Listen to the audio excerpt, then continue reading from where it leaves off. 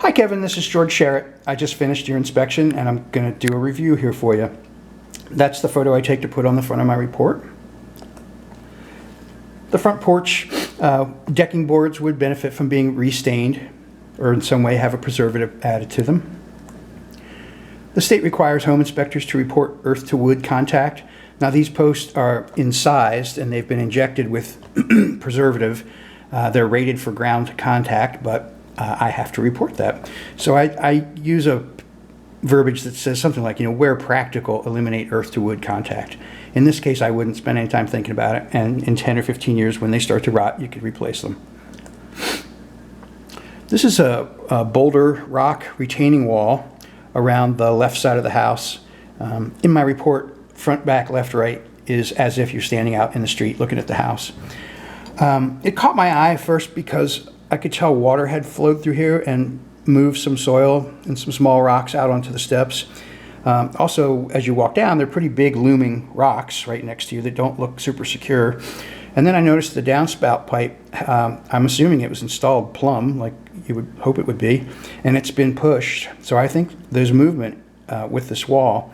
I'm going to recommend that you have a licensed landscape contractor come and assess that and maybe make some changes to make it more secure. Same thing.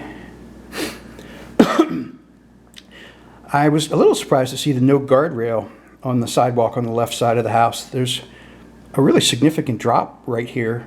If a person was to fall off that, you could easily get hurt. So I have no jurisdiction, I have no enforcement, but I will strongly suggest a rail be put up here for safety.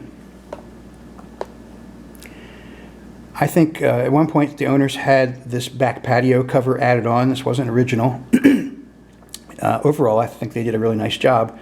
They couldn't get roofing up under the gutter because of the way they were trying to hold it as high as they could. So they used some metal flashing. They stopped the flashing just like a quarter, maybe 3/4 of an inch under the gutter. And so this faces south-southwest. Rainwater is going to be hitting this in the wintertime. I think it's likely that some water could get under here. This is from the back side of that gutter. The tar paper extends. It's been compromised here, so water could come under here and start to get to the OSB. Maybe have a contractor look at that with the idea of improving it. Possibly if you ran a bead of good caulking across here, that would seal that so water can't travel underneath the gutter. That might be the simple solution. The slab in the garage has a few cracks in it in different directions. That's very typical. Concrete always cracks.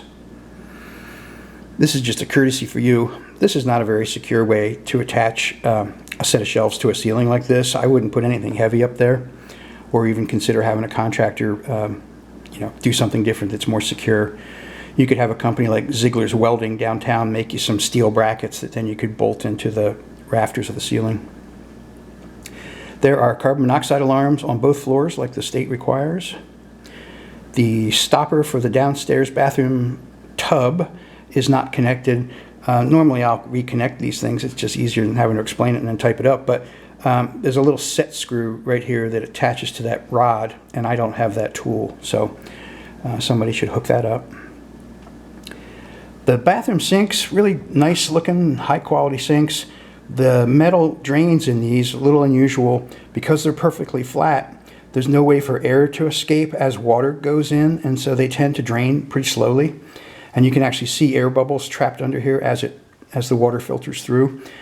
The only downside to that really is if you turn the faucet on and leave it on, the sink will overflow because it doesn't drain as fast as the water comes in. So just a heads up.